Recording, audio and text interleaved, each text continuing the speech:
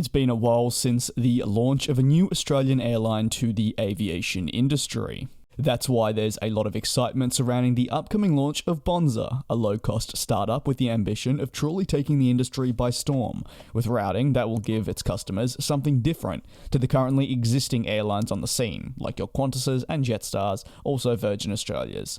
With thanks to the CEO Tim Jordan, the airline has noted that they'll be looking to launch their operations in September of this year, a decision that comes following a delay to those proceedings, which would have seen them initially launched scheduled flights around about now. With a launch in now September of 2022, the airline is planning to start right off the bat with a couple of 737 MAX 8 aircraft, and initially, it will build its fleet to more than 8 total aircraft within the first year. What has also been noted regarding a fleet by the 777 Partners Vice President is they could look to temporarily have some smaller propeller planes in their fleet to be able to fly into more regional airports.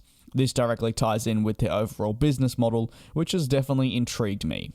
The airline is naturally going to be low cost, as I mentioned literally at the beginning of this video. However, the plan is still to actually compete with some of your existing carriers, major carriers as well, and with a base in the Sunshine Coast, only a car's length drive away from Brisbane. The ultimate goal is to fly initially to 17 destinations and 27 routes, meaning they'll focus solely on point-to-point travel to destinations that are not typically served at the moment frequently enough, or services where the leading carriers will make you say stop somewhere to get to that end destination. Of course, Bonza is hoping to add convenience to the aviation scene.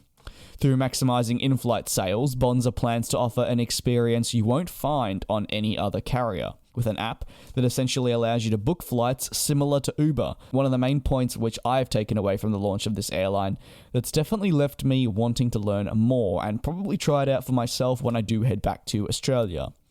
With the promise to keep flights low priced, they'll bet on offering holiday goods on board their planes when people are, say, headed to their holiday destination, hoping it will lead them to buy specific goods that may be useful there. By removing lounges, frequent flyer programs, and more, the airline is certainly stripping back from the classic airline service. It's looking at a more futuristic vibe that's also simplistic in a way of operating.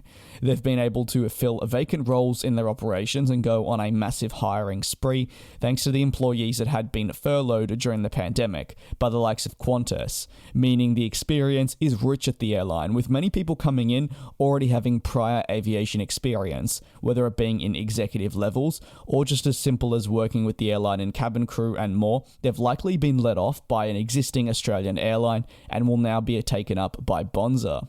What are your thoughts on Australia's newest airline? It's definitely an exciting time. As always, any new airline to me is intriguing, and I'll definitely be wishing them the best here on the channel.